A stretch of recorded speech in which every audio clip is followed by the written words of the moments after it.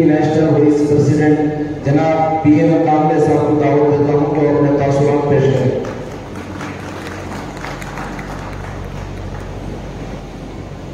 साथियों,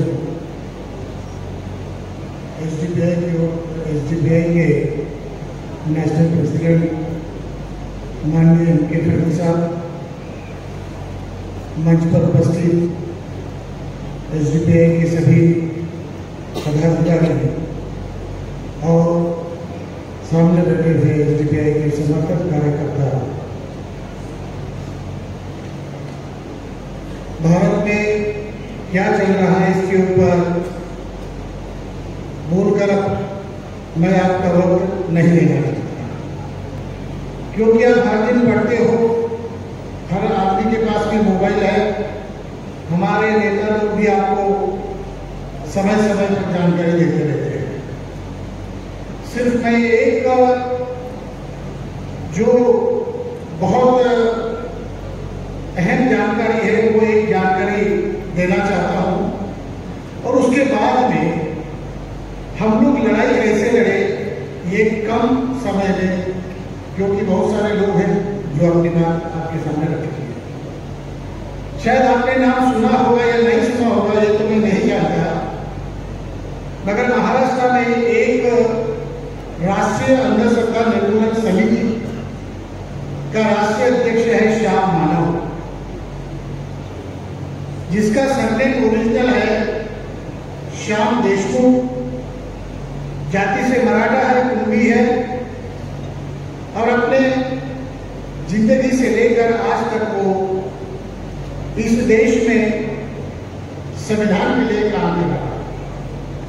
उसका एक इंटरव्यू 8 दिन पहले ABP माझा नाम का एक चैनल है उसके ऊपर आई, और वो सारे लोगों ने देखी। उसमें उसने क्या कहा ये सिर्फ आपके सामने बताकर मैं आगे लड़ाई की बात करूंगा।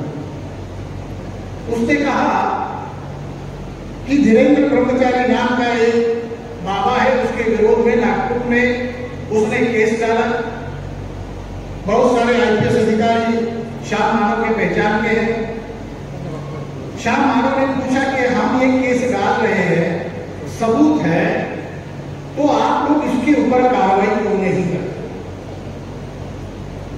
तो उस IPS अधिकारी ने, जो कि वहां का SP था, उसने कहा कि जिसके पैर महाराष्ट्र का गृह मंत्री फडणवीस पड़ता है उसके ऊपर हम कार्रवाई नहीं कर सकते, हमें ऊपर से आदेश।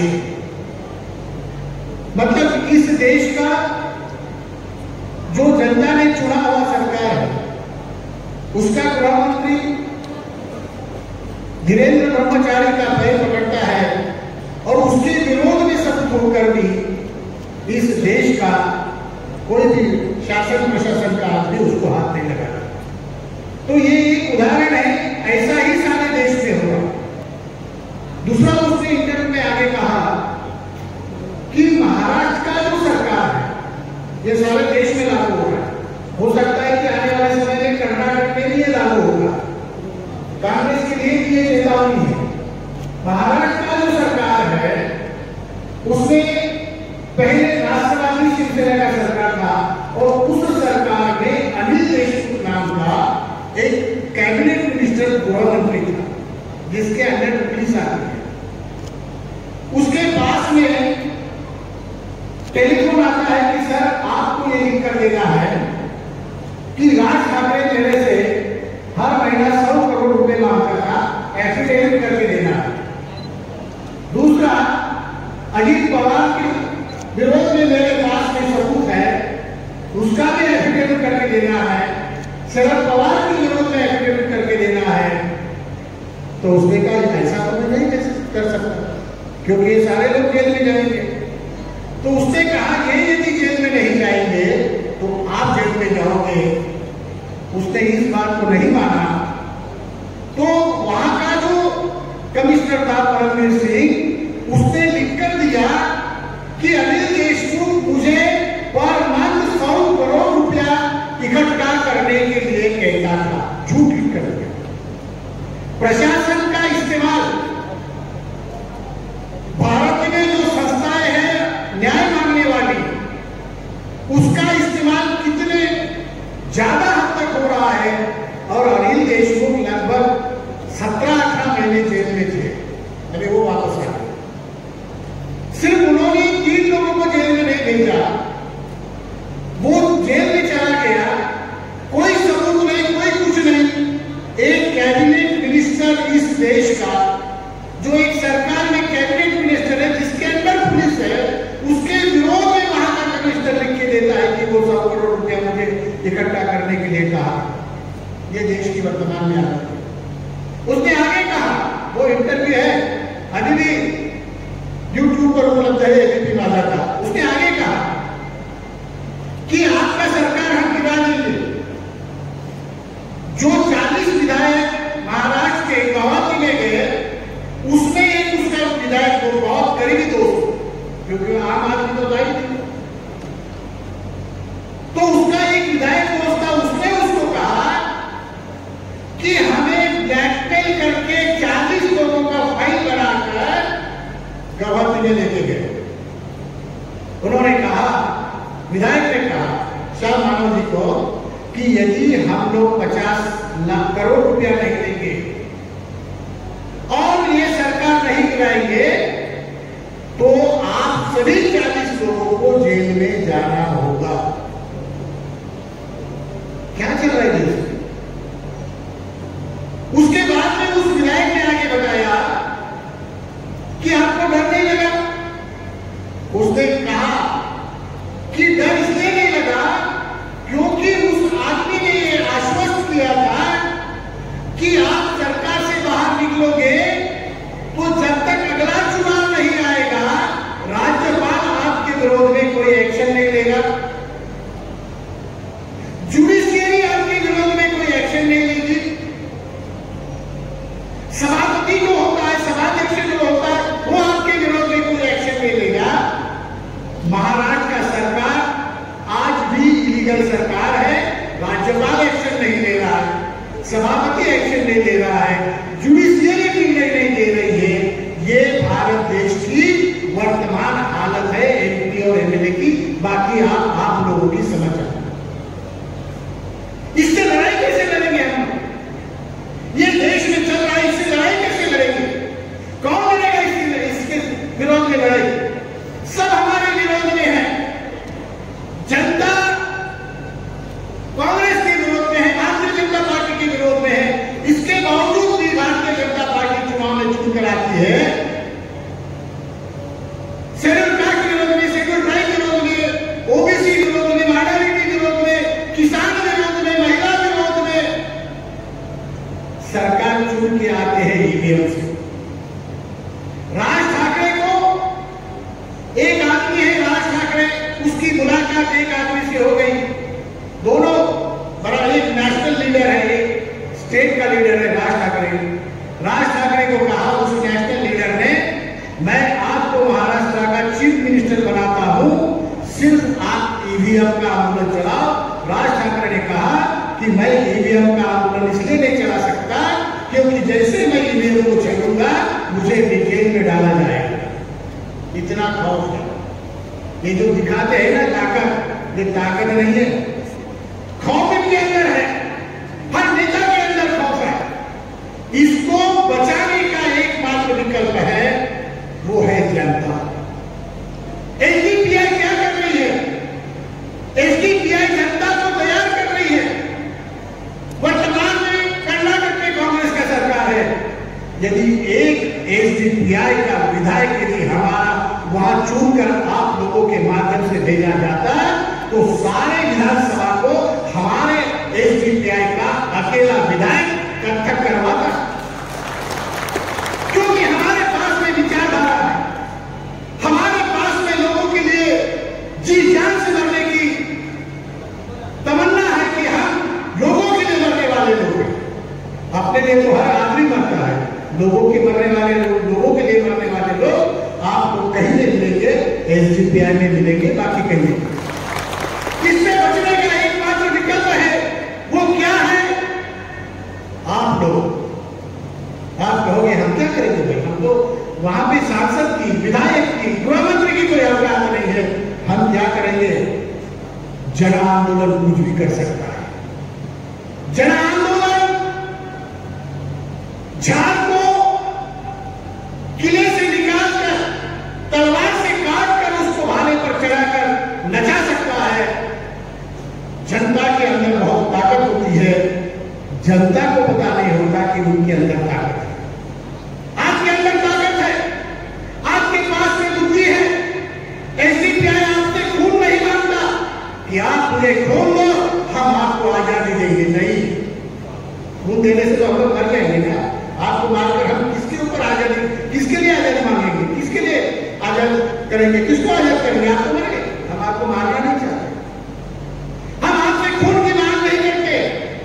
हम आपसे 5 चीजों की मांग करते हैं जो इस देश को, जो इस संविधान को, जो इस देश के अछूत को, आदिवासी को, ओबीसी को और समस्त माइनॉरिटी को, किसान को, बच्चे को, राज्य को और देश को बचाने वाला आपके पास में 5 चीज है, मगर वो देते नहीं। जो कौम इस देश में 5 चीजें देते हैं वो देश पर राज कर रहे हैं। इस देश के हर सिस्टम पर उनका नियंत्रण है, क्योंकि वो लोग उनके समाज के लिए 5 चीजें देते हैं। उसमें से पहली चीज है बुद्धि। हमारे लोग अनपढ़ है, गवार है, पढ़े लिखे हैं, बिजनेसमैन है, हर आदमी के पास में बुद्धि है। उस बुद्धि का उपयोग आपको क्या किसने करना है? उस बुद्धि का उपयोग आपको समाज के अंदर जो दबे कुचले लोग हैं उनको जागरूक करने के लिए करना है। आपके पास में जो जानकारी है उसका उपयोग बुद्धि के माध्यम से लोगों को जोड़ने के लिए करो। अछूत को जोड़ने के लिए करो, आदिवासी को जोड़ने के लिए करो, ओबीसी को जोड़ने के लिए करो, अलग अलग धर्मों के लोगों को जोड़ने के लिए करो। दूसरा, आपके पास में समय है। हर आदमी के पास में समय है। ऐसा नहीं है कि समय के बिना आदमी जिंदा है। जिसके पास में समय नहीं है वो आदमी मरा हुआ है। आपके पास में समय है। हो सकता है किसी के पास में कम हो, किसी के पास में ज्यादा हो, मगर समय जरूर है। उस समय का उपयोग करो। हमारे नौजवानों को कहता हूं, बूढ़ों को कहता हूं कि अपना समय में से, दिन में से 24 घंटे में से 2 आवर्स, मैं घंटा नहीं देता हूं, क्योंकि आप घंटा देना शुरू कर दोगे तो घंटा बजाने वाले का काम आसान हो जाएगा। 2 आवर्स दीजिए, 2 तास दीजिए। किसके लिए 2 तास? अपने बुद्धि का उचित उपयोग करने के लिए, समाज को लगाने के लिए। और तीसरी चीज है, आपको श्रम देना है। श्रम मतलब आपको बोझा ढोना नहीं है, आपको स्कूटर चलाना है, आपको पैदल जाना है, आपको कार से जाना है। श्रम करना है और श्रम करके लोगों के पास में जाकर उस समय का और बुद्धि का उपयोग करके उसको इस देश की वो ताकतों के विरोध में खड़ा करना है जो हमें गुलाम बनाना चाहती है, देश को खत्म करना चाहती है। संविधान को खत्म किया है उन्होंने, अभी संविधान बचा हुआ नहीं, मर चुका है। चौथी जो चीज है वो है हुनर। हर आदमी के पास में हुनर होता है। हुनर बिना आदमी नहीं है। हुनर का मतलब होता है स्किल, समाज को जोड़ने का स्किल जिसके पास में है वो अपनी बुद्धि का, समय का, श्रम का उचित उपयोग करके समाज के अंदर जो हमारे विरोधी लोग हैं उनको भी अपने समर्थन में खड़ा कर सकता है। जो हमारे अपने लोग हैं उनको भी समर्थन में खड़ा कर सकता है। जो लोग जिनके विरोध में इस देश का शासन और प्रशासन है वो लोग अपने बुद्धि, समय, श्रम और हुनर से हमारे लोगों को अपने समर्थन में खड़े करते हैं। तो अछूत आदमी भी भारतीय जनता पार्टी और आरएसएस के लिए जान की बाजी लगाकर काम करता है, जो अछूत के विरोध में है, आदिवासी के विरोध में है। और लास्ट में है पैसा। फंड के बिना कुछ नहीं होता। जिस पार्टी के पास में पैसा है, शायद आपको पता होगा कि आरटीआई के अंदर पार्टी को दिया हुआ फंड नहीं आना चाहिए। एक